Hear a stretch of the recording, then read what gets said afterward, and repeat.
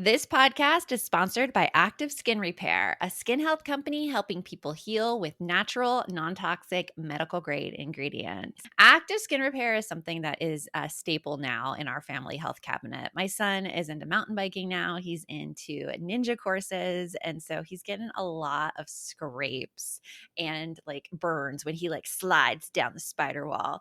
So anytime that happens, I just go to the cabinet, we take out the Active Skin Repair, spray it on, and he's feeling pretty good.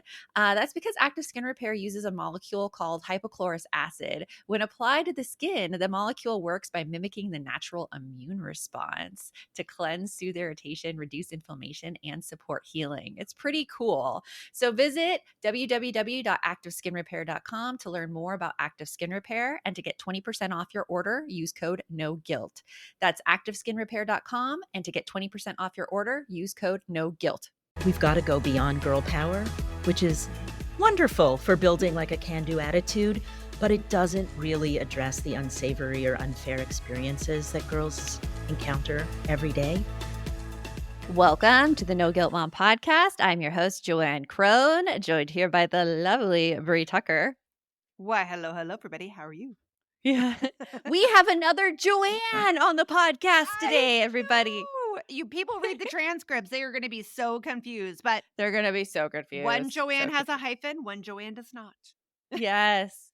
Yes. But it is such a good episode today, especially if you feel like there's these underlying sexism currents in society, which, by the way, if you haven't felt them, they're there. Our guest today is Jo-Ann Finkelstein, who is a clinical psychologist and the author of the newly released book, Sexism Sensibility, Raising Empowered, Resilient Girls in the Modern World. Her main focus is to help parents see that gender bias and sexism are everywhere and have deeply negative effects on our daughters' sense of self and self-esteem. But with the right tools, we can do something about it. She's a mom to 2 teenagers, and in this episode, we dig into dress codes. We dig into how people call Kamala by her first name and not her last name. It's really, really interesting, and we hope that you enjoy it. So now on with the show.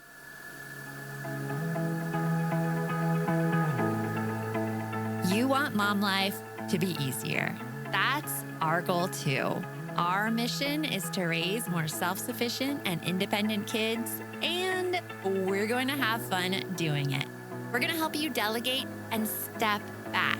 Each episode will tackle strategies for positive discipline, making our kids more responsible and making our lives better in the process.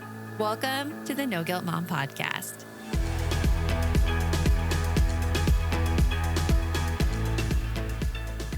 Jo-Ann, we're so happy to have you on the podcast today. This is our second time recording because of internet issues, which we've experienced before. So I already feel like I know you quite well from having to go through all that. I sacrificed a goat this morning to the internet god, so we should be good. Sacrificed a goat.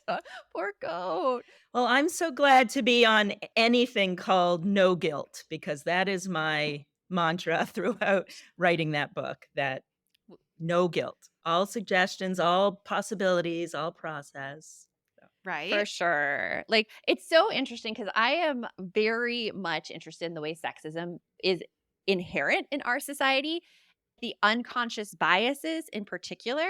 And it's funny because I'll just start with a little story with my daughter. I was teaching her to drive and she was saying, like, I yell at her and like her dad doesn't yell at her.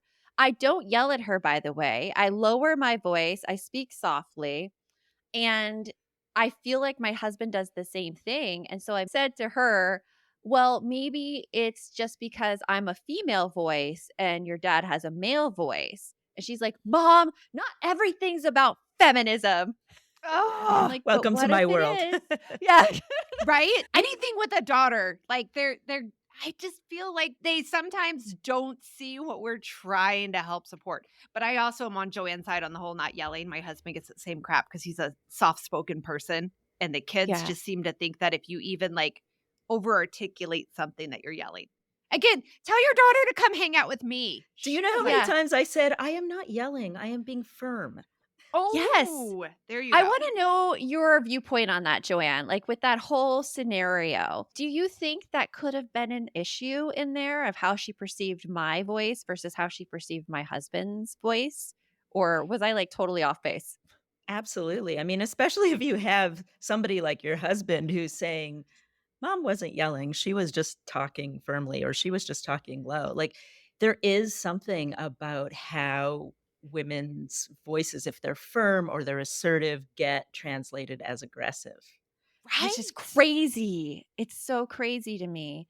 And your book, Sexism and Sensibility, you starting it out, I feel like I had the same kind of reactions as a kid you describe, where you got a piece of mail and like you found a piece of mail addressed to your mother, and she was like Mrs. and then your father's name, and just this irate reaction to it. And I have that reaction as well. And I, Yeah. I wanted to know, like, have you always been interested in this issue about how sexism impacts society? Like, can you string it back to your childhood like that? Or did some other event Oh, in I your can life cause you to absolutely go, string it back to my childhood. I mean, I conceptually, it didn't come to me till later, but, I grew up with 3 brothers and a daily dose of gender bias. Mhm. And my parents were very loving. They are very loving, but they had some really definite ideas about femininity that felt really limiting to me. And, one example that I was just with my family and they can't believe it didn't make it into the book, but it's become family lore, is that I asked for a hockey stick for my birthday. We grew up in Montreal with Les Canadiens, Yeah. and my brothers all had hockey sticks, and I wanted a hockey stick. So they obliged. The problem was it was pink. of course, I knew it was coming. And so, when I would push back or complain that we were treated differently, they would say that it wasn't happening or I was being too sensitive or dramatic, which Oh, we I know are hate that one. classic comments that girls and Yeah. women get a lot. And so it wasn't, I kind of tried to swallow my feelings to avoid criticism. And it wasn't Uh-huh. until I wrote a paper in my master's program for a developmental psychology class where I said, like, when I felt demeaned, people would say I was overreacting. And the professor scribbled in the margins, "That's what people say to talk girls out of their feelings." And it was such a validating moment for me. And I hope it will be for all Oh your I listeners. love that. Yes. Yes, that's what people say to talk girls out of their feelings. Yes. And so fast forward to becoming a psychologist and sitting with girls and women for the last 24 plus years, Yeah. right? There was so much evidence that it wasn't just me who was impacted by gender bias and sexism, right? I've witnessed how harmful it is to my patients' sense of self and their sense of potential, right? They're like seemingly tiny psychological paper cuts that accumulate and become like these festering wounds of self doubt. Yes. That is so well put. So I wrote this book because I was Yes. like, enough. Oh my gosh, I can remember things in my childhood. Like, I'm the oldest of 2 girls, and my dad had a lot of influence from his mother, and not in the best way. Like, my grandma would say things to my mom like, "Oh, you should have put Jo-Ann in smaller shoes because her feet are too big now and don't Oof. fit into, like," those issues of femininity. And so I think they were worried I was turning too much, like, into a masculine, I don't know, tomboyish. I'm not even sure what the thought process was, that my dad made a rule that to middle school, I had to wear a dress once a week to middle school. And What? oh, yeah, I In still the get in him the on this. 80s, I'm like, 90s? yeah, That's this was 92. It was 92. And I remember having weird. him drop me off at the corner of the middle school, and I'm like, "You're late to work. Just let me walk in." I really wanted that independence. I wanted everything. And so I would walk a mile to the middle school and I had it all figured out. I wore a sweatshirt over my dress. And so I tucked up the dress into the sweatshirt. And so I just had my leggings and a sweatshirt to Which is wear. very And 90s fashion, by the way. very 90s Yeah. fashion. One day he drove by to check on me walking to make sure I was okay. And he saw what I did and I got into trouble for that. But I Oh mean, my those kind god. of experiences really stick with you. And you either know at the time that, hey, This this is is not okay. wrong, Yeah. or it gets embedded into, I need to look a certain way to be accepted by everybody around me. So, like, in terms of dress, when it comes to women and sexism, I mean, What have you found in there that sexism is still, like, part of our society? I mean, that's such a big one. First of all, it's, all the dress coding that goes on in schools is a big one and a big Mhm. problem. And actually, when you were talking, you reminded me of a story in the book about my friend Julie's daughter, who was called into the school office and told she was dressing too provocatively and that she had to come in every day for 2 weeks to get her outfit approved. Right. Oh. But here's the well, right, but her mother also admitted, kind of sheepishly, like, she found her dressing a little trashy and, was really torn because Yeah. and so what the daughter would do is she would go to the office, present herself, get approved, and then go it was a giant school, and then go into the bathroom and change into what she wanted to wear, and her As mother she was should. right, and Yes. her mother was stuck between, "You go, girl." Like, you're listening to what you wanna do, you're proud of your body, and, she was proud of this developing body, she had this great body, sort of traditionally great body, and the other, like, stuck between that and, "Don't you see that you're being looked at through the male gaze? Don't you see that," you know like I once said to my daughter, a cigar is just a cigar, but a crop top dieting and Brazilian wax are never as simple as free choice. And so that's where parents are always stuck. We want to give our daughters free choice, but we want to keep them safe and we want them to be good cultural critics so that they know that they are being really influenced by what the culture expects of them. It's True. really interesting. Like, I wanna dig into this dress code discussion a bit more right after this break. Losing weight can be really hard. And when it comes to prioritizing your health and feeling confident and strong, it can be really difficult to know where to start. I mean, I have been on so many things and it is hard and you lose your confidence. Hers is changing women's healthcare by providing access to GLP-1 weekly injection. Hers connects you with a medical provider who will work with you to determine your best treatment option. And through hers, weight loss plans are more affordable, with GLP-1 injections starting at $199 per month with a 12-month subscription. Start your free online visit today at forhers.com/NGM. That's forhers.com/NGM for your personalized weight loss treatment options. Forhers.com/NGM. Not available everywhere. Hers weight loss includes compounded products which are not approved nor verified for safety or effectiveness by FDA. Prescription products require a provider consultation. Restrictions apply. Actual price to customer will depend on product and subscription plan purchase. Back to school season is officially here. And if you're struggling like I am, trying to get everything done, I have one thing that you can cross off your list, and that is grocery shopping and meal planning, because HelloFresh can provide each of those for you and they handle most of the prep too. Their meals are absolutely delicious. And if you have kids complaining about what you're cooking for dinner, you can solve that family dinner dilemma because HelloFresh has a line of kid friendly family options. We had this delicious corn quesadilla that my kids absolutely love. And Green Chef and Every Plate, they are now owned by HelloFresh. Now, with a wider array of meal plans to choose from, there is something for everyone. I have to mention for a limited time, kids eat free. They eat free. So go to HelloFresh.com/NGM kids to unlock this exclusive offer. One free kids meal per box for 2 months while your subscription is active. That's free kids meals just by going to HelloFresh.com/NGM kids. HelloFresh, it's America's #1 meal kit. Here at No Guilt Mom and in our balance program, I am always talking about the importance of healthy habits. That is what gives you the energy to actually face all the stress you have as a mom. And one thing that I'm obsessed about is drinking enough water. Staying hydrated is so important.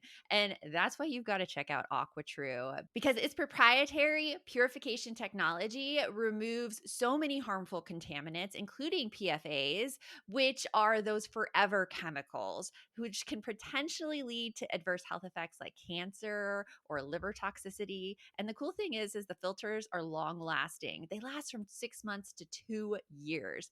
AquaTrue comes with a 30-day money back guarantee guarantee and even makes a great gift. Today, our listeners receive 20% off any AquaTrue purifier. Just go to aquatrue.com. That's AQUATRU.com and enter code NGM at checkout. That's 20% off any AquaTrue water purifier when you go to aquatrue.com and use promo code NGM. So, Jo-Ann, I feel like dress codes are a way that we really see sexism still very prevalent in our society. And in terms of my own experience with it, seeing my daughter, I mean, she was called into the office so many times because of the length of her skirt when she's really tall and could not find skirts that looked cute and reached down to her knees. How are we as parents? How do we go and stand up for our daughters when it's these archaic dress codes that are in effect? Like, because it's you against the school and you feel so unprepared to deal with this. Well, bingo, why I wrote my book, because I want Yeah. parents to be prepared, like to have this stuff in their back pocket. I mean, for one, the onus should not be on girls to control male behavior. And these Thank dress you. codes, Ah, yes. Thank you. Hallelujah. Yeah. I'm good. Thank you. Thank you. and the biggest one is that there's no proven relationship between clothing and assault, right? So they Mhm. say they're protecting girls, but they're not protecting girls, right? Yeah. Unfortunately, girls get harassed and assaulted in everything Mhm. from, bikinis to burqas. Yep. So it's not fair to shame a girl for what she's wearing. It's not fair to shame a girl. But, Yeah. Yeah. But I even feel like it's coded now in schools with dress coding. Like they won't tell you that it's to protect male behavior. The reason they give is because you're in a professional learning environment and it's not professional. When schools come at it from that viewpoint, what do you suggest we do as parents? Because obviously you know that's not the thing that's underlying it. I think you get them to say what they really mean. So you say, "Tell me what you mean by unprofessional." Okay. Yeah. Well, her skirt's too short. Well, what does that mean to you? Why is that unprofessional? Well, it shows her knees. What's up with knees? Well, they're sexual. What? You're What? How and are these they sexual? and so right. And Those so they'll sexy realize knees. there's well, right. I mean, that's why Yeah. you have to have your shoulders covered, right? Oh, Because yeah. I worked at one place one time, and this is like just cracking me up. I was working for a public charter here in the Phoenix area that had a very strict dress code due to religious purposes. And I remember getting dress coded on my first day of work because I had a high turtleneck but sleeveless shirt with like black pants and open-toed sandals because it was, 110 degrees. And I got dress coded because I was showing those naughty toes in the Oh, yeah, oh those shoulders. no. toes. How many toes, shoulders, and knees would it take to smash the patriarchy? Like I I know. if wanna they're know. so Yes. distracting. Yes. Yes. Right? Oh my Like, it's gosh, can we just go out with toes and knees ridiculous. all the time? Ridiculous.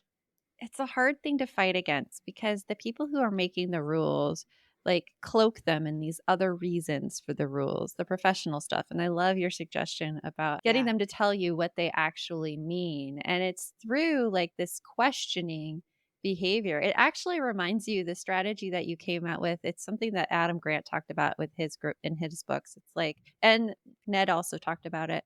I Ned can't remember Johnson. what it's called, but maybe you remember. It's like motivated or like you basically ask questions until the real thing comes out, until you find a little sliver of what they think. What is that called, Jo-Ann? Do you know the I term is? don't. I know that Adam It's like Grant on the tip talks of my about tongue. that, Yes. It's like but motivated questioning or something like that. Yeah, I don't what you're getting remember. them to do is to recognize that they're sexualizing your daughter. Yeah. Do And you that's think exactly. Okay, so here is a bit of an in-depth question. The way that we're talking about this in terms of like a school type dress code, right? Do you think that they truly realize that they are sexualizing the girls within their dress, or do you think that they don't see it that way? And that once that realization comes out, once you push the questioning and they get to that final part of that, like, well, because it's distracting, because it's making people think about sex, showing the knees. It's Yeah. hard to, so much of this stuff is unconscious, and we just have such rigid ideas of how femininity should present. And so I Mhm. think for some people, it Mhm. might be unconscious. I think for others, they're consciously finding this new way to say it because too many women have come forward and said, like, this is not okay. Yeah. Yeah. Don't blame It girls for other people's reactions, for your own reaction. I mean, there's that story in the book of the dean, right, who like humiliated by forcing this girl to stand up and move around to judge whether her breasts looked appropriate because which he is didn't because ridiculous. she wasn't wearing a bra. Oh my That's horrible. It's God. horrible, the stuff that they put girls through. And it's no wonder we have all this self-doubt and we can't, like, stand up for ourselves almost. Like, we feel even bad for standing up because we feel like we're gonna be in the wrong in some way. And you mentioned it at the beginning of the interview, how it's all these little microaggressions against women that Mhm. are ingrained in us. But I also think that bringing them out into the open so that people are cognizant of what they're doing could help fight back against it. So, in your opinion, like, how can parents make a dent in this gender bias and sexism that we really see and experience in the world? Yeah. What they can do is help their daughters be less likely to internalize the gender bias and sexism Mm, by helping kids make sense of those subtle, chronic, cumulative indignities that girls experience and kind of start to believe are normal, right? They can put language around what girls are experiencing and they can do mhm, that from a young age so that the girls will be able to be more critical of the culture that they're growing up in.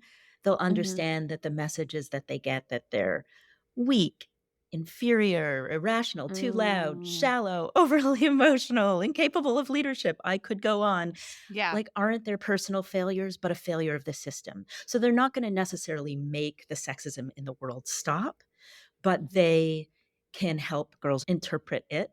And the other thing they can do is they can start to notice their own biases, mhm. which they are for sure, you know, even the most progressive of us are Yeah. bringing them into our homes. Yeah. Mhm. Unconsciously, a lot of times. Like we don't even Totally. realize, right? I'm at the Yeah. I point mean, now where I am realizing all the phrases that I have, like, that are just part of my stock vocabulary that are actually very sexist. Things that I think that I should say, like the whole, "Oh, I don't wanna be such a girl about it." Like, when Oh, I'm talking about, like, fighting against I had a big migraine, and I'm like, "I feel really weak, and I'm not gonna work out today, but I'm not doing it because I'm acting like a girl." Wait a minute, what is this? And it just comes out. because somewhere in your brain, girl and weak became synonymous. Mhm. All that Yeah. conditioning over the many, many years, you know? There's so much conditioning, and now that we see, like, especially a woman running for the presidency here in the US, I'm seeing it come out even more, and I wanna talk a little bit more about those things that we're seeing come out sexism-wise right after this. When it comes to raising kids, there's so much to consider. Things like what do we feed them? When do we feed them? How do they sleep? What does it look like to raise kind kids? How does their nervous system work? How do I keep myself calm? What are my triggers? There's so much that comes into play, and we are distilling all of that information for you at Voices of Your Village podcast, where we bring experts in the field of early childhood and education and psychology and across the board so that you don't have to comb the internet for information. You get to show up and hang out and have shame-free, judgment-free conversations and insights into what it looks like to raise kind, empathetic, emotionally intelligent humans. I'm Alyssa Blask Campbell. I have a master's degree in early childhood education. I'm a mom of two, and I am walking this journey right alongside you doing this work. Come hang out with me at Voices of Your Village, and we can dive into real conversations with actionable tips. If you're a parent, I invite you to join us at the Mindful Mama podcast, where it's all about becoming a less irritable, more joyful parent. With sometimes hilarious and always thought-provoking experts and friends, at Mindful Mama, we know that you cannot give what you do not have. And when you have calm and peace within, then you can give it to your children. I'm Hunter Clark Fields, and I can't wait to see you there. Listen in to the Mindful Mama podcast. Are you overwhelmed by the things that get in the way of you doing what you want to do? Are you looking for ways to simplify life to better align with your values? Do you want to create space in your schedule so you have room for more of the good stuff? Play, joy, relationships, gratitude, and more? If you answered yes to any of these questions, I invite you to check out Edit Your Life, a podcast to help you edit the unnecessary from your life so you have more room to enjoy the awesome. Through episodes with me, Christine Coe, and a range of super smart, compassionate, and thoughtful guests, you'll come away with big picture insights and practical ways to declutter your home, schedule, and mental space without getting bogged down by perfection. I have always believed that small moments and actions matter tremendously. My goal is to help you find agency and space in your life through doable baby steps that will leave you feeling accomplished instead of overwhelmed. Check out Edit Your Life wherever you enjoy your podcasts. So we have Kamala Harris now running for president, and this is airing in September. So who knows what went down between now, August 16th, and then? Probably a lot. But there's a few things that I'm seeing come out that are really interesting issues to address. And one is kind of in depth, out of left field. So I'm going to preface it with this. But I saw a post yesterday about a woman who supports Kamala, and she was wearing a shirt that said Harris on the front. And she's like, why don't we call female candidates by their last names like we do men? And then she listed like all of the men's last names that are used. And then all of the prominent female politicians, we use their first names. And at first I'm like, yes, you have a point. But on the other hand, going back to your story about seeing your mom's name addressed as Mrs. and then her husband's name, a lot of the time our last names are associated with a Yes. man's name. And our first names sometimes are the way that we take the control and ownership back. So, what are your thoughts on this? First name versus last names being used in our society for women? I mean, it's interesting because with Kamala, and see, I'm using her first name. But she's also said to. I will say that. Like she's been Yeah. like, I want to Oh, go, I okay, that's want to be interesting. addressed as Kamala. Mhm. Oh, I see. I didn't even know that. But I think there's something more personable about women. Like we feel more of a connection in a way. Mhm. So I think there is that part of it. But Mhm. I do think there's the condescending piece because even if we're totally for Kamala and feminist and women, there's a way that it decredentializes who they are. Mm. It was like the whole thing that was in the Wall Street Journal about Joe Biden's wife, Jill Biden, that she shouldn't have doctor with her name because she's not an MD, she's a PhD. Oh my gosh. And so I think it's along those lines where it sounds less serious, more kid-like to use a first name. And so I think we all just sort of unconsciously refer to women as Hillary and Kamala and, Trump and Biden. And so there's definitely Interesting. something There's in it something that there. It is really interesting how women are portrayed in the press. Like just today, there was an article that came out on Tim Waltz's wife from the New York Times. And the headline was Waltz's wife, ultra competent partner. And I'm like, ultra competent? You're describing a woman as ultra. Of course she is. Of course she's ultra competent because every woman is. Like it's a shocker. Yeah. She knows how to do things. Yeah. Sorry. But like, no, just how yeah. it's Right? That's what goes described. through your head with something like that. Like they were saying that they would expect her to be incompetent. So because she is competent. Well, I will say I thought you were gonna say it was gonna be something about her, like, hair or dress, so I'm a little wasn't. relieved that it was ultra competent, but I totally get it. It's, like, overcompensating or it's like this shocker that because she's a woman, we need to point out that she's competent. Yeah, it's interesting because I haven't seen a lot of remarks about Kamala's wardrobe in the press very much, not as much as I would expect to see from this society. Well, I'm hoping they learn their lesson because I feel like back when we had the election back in 2016, everybody had something to say about Hillary Clinton's wardrobe. And so hopefully they've learned their lesson, but I doubt it. I mean, we don't learn lessons around here. I do think the media might be trying to steer away from that, but I still see it on social media and Yeah. Oh, yeah. What do you Yeah, see out of curiosity, like in terms of judging women and higher ups? Like again, we're using Kamala Harris as an example, but it could just be in general any woman of like a higher power. How do we fight back against this that we still see like so prevalent everywhere? Judging.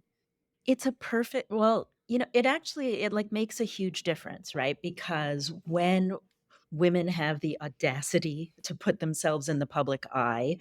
They are critiqued limb by limb, clothing piece by clothing piece, right? Laugh by laugh. And it's a really great way to intervene with your daughters or with all your kids and say, look at that. Nobody said a thing about his wardrobe, but look how they're talking about her wardrobe, right? So it's like Mhm. all of these teachable moments present themselves now that more and more women are in the public eye. But what I was going to say is it makes a really big difference to do that and to also recognize with your daughters that it's changing, because girls who see women criticize say they're much less likely to go into politics. Right? Mhm. So it's the Yeah, it's Interesting. I would imagine that's so. but at the same time, if they see representation, like the whole representation matter is borne out in the research, because if they see it, they can be it, and then they're more likely to say that they want to do it. So it's a Yeah. matter of how much the person they're seeing is being critiqued. Yeah, it's pretty interesting too because there are some statistics that went out very recently where there's not many members of Congress who are working parents who actually have young kids at home, who are moms with the young kids, like the women who are there, their kids are either older or out of the house or they haven't had children. They're And cat ladies. they're, they're cat ladies. I love that you said that. Thank you so much, Vance, for that one. But yeah, I would love to be a cat lady. That sounds great. But it's interesting because we're reading right now in our Balance membership the book Charlotte Walsh Likes to Win by author Jo Piazza. I don't know if you're familiar with her, Oh, but yeah, I am. she wrote this in I have her new 2016. book. Oh yeah, it's awesome as well. Oh, and She's was actually she coming to our book club, by the way. We know No her. way. She's got yes. In her book, Good. she has this candidate woman who's running for a Senate office, and this woman has two 5-year-old twins and a 2-year-old daughter, all girls. And these girls are like mercilessly picked apart by the media because children become an extension of their mothers. Like children are off limits when their dads are running for public office, but oh my gosh, the moms are running, those kids are everywhere. So I could see how it's really hard to get representation in politics when you have young children because you know Mm, that they're going to be brought into the mix if you're a yeah, woman. right. And it's like, I don't know the answer to that or even the question I'm asking. I just want to be like, Jo-Ann, this isn't fair. It's not fair. Well, and their mothering is going to be questioned and scrutinized, and it's Yes. brutal. It's really brutal. And it's like the only thing we can do really is just, I think, notice it and dissect it for what it is, and that men do not get the same treatment as women do.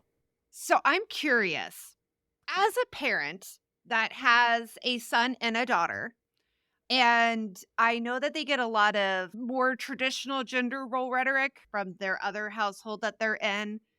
What are things that I can do as their parent to kind of help cut through this sexism thought process and to undermine sexism and to help them have more critical thinking skills in this area?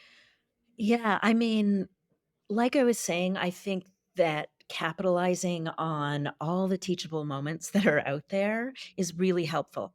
I mean, don't capitalize on all of them because they will tune you out pretty quick, but Yeah, pick your battles. Yeah. I do. And then just make sure what you're doing at home isn't as gender split as it might be in the other home, right? So maybe you're Okay. more likely to ask her brother to carry the groceries and take out the trash. Maybe it's that she's interrupted more than her brother and mom is interrupted more than dad because statistically speaking, if there is a man in the house, if there is a boy in the house, that is probably going on, right? Mhm. Maybe you're focusing on her appearance and clothes and tend to have conversations about, I don't know, politics or world events with your son, right? So what we have to do is Being conscious being of those things. conscious Yeah. and right, reading Yeah. up on how they tend to show up in a home and then, take responsibility. Like you can just change it, which is fabulous too.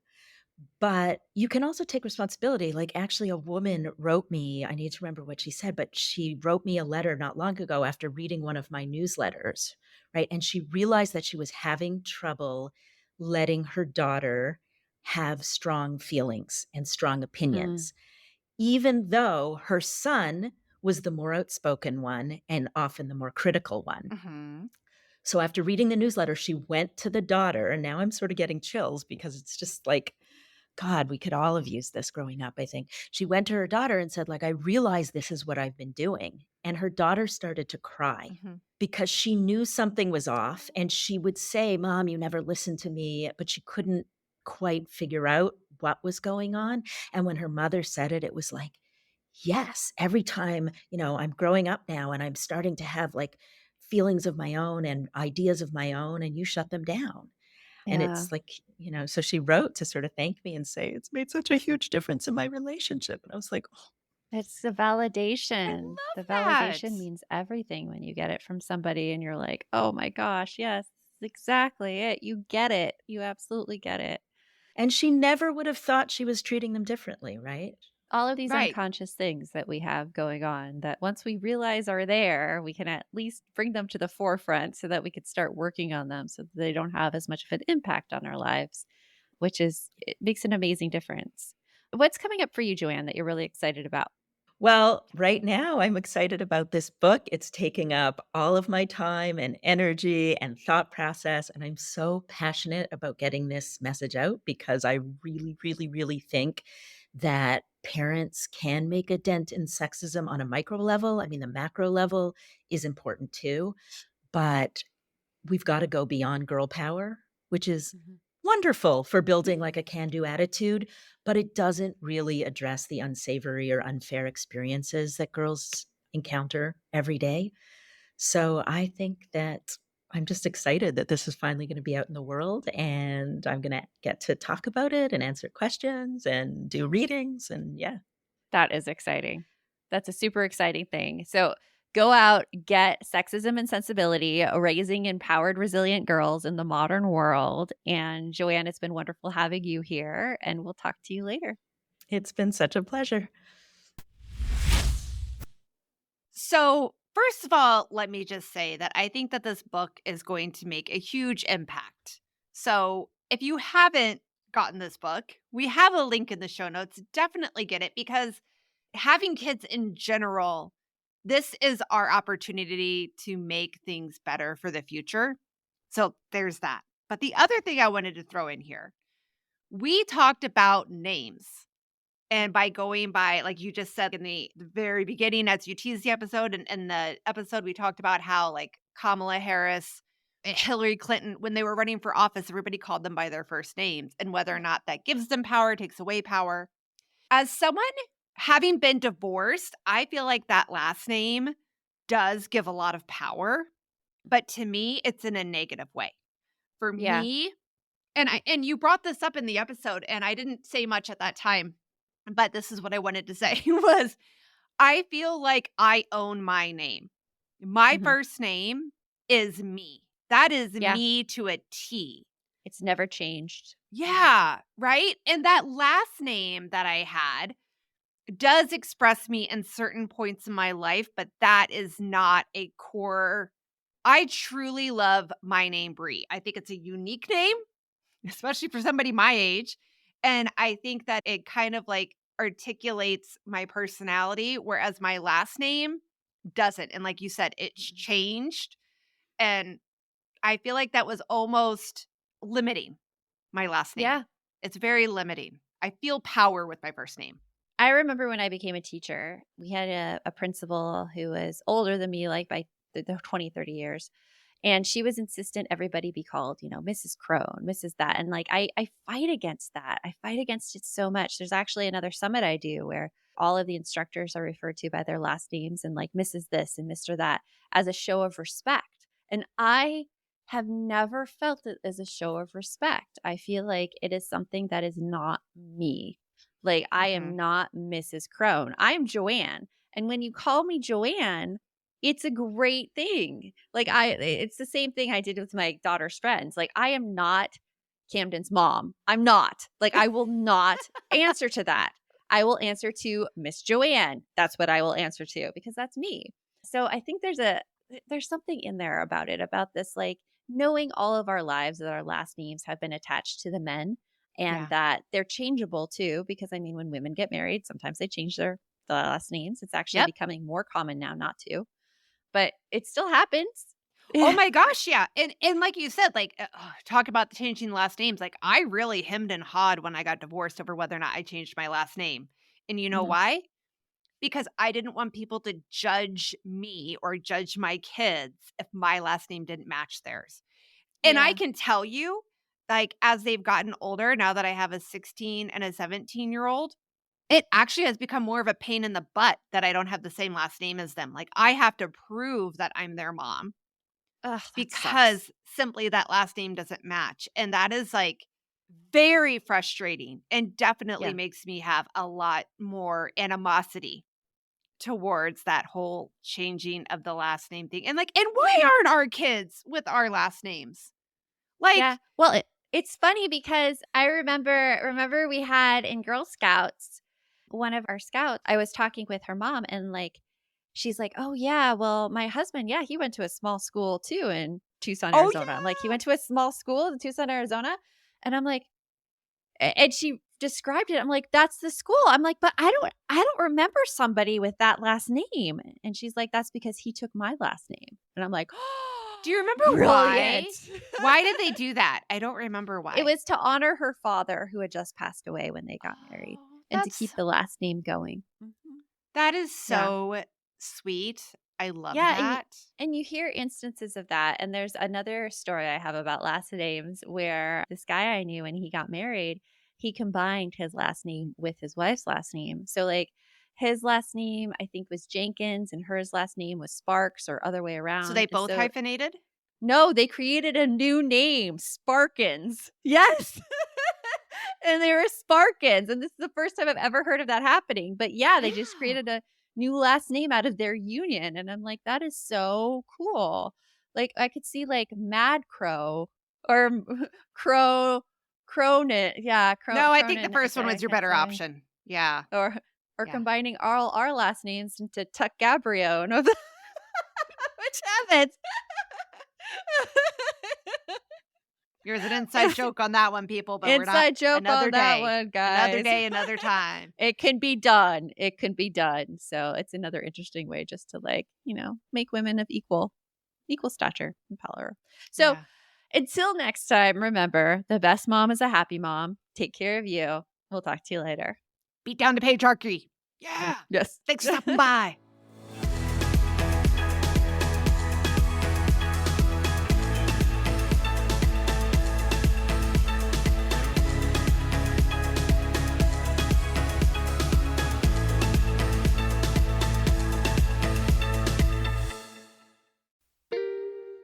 Are you a parent in need of a laugh and a little escape? Look no further. Parenting is a Joke is the podcast you've been waiting for. Hey, I'm Ophira Eisenberg. I'm a stand-up comic and parent.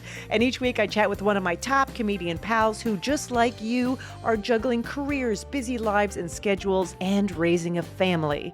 You can expect candid stories, hilarious mishaps that happen on stage and at home, and just a lot of laughs. There's no expert advice here. Well, actually, sometimes a good idea does sneak its way in, but mostly just pure, relatable fun to remind you that we're all in this parenting adventure together.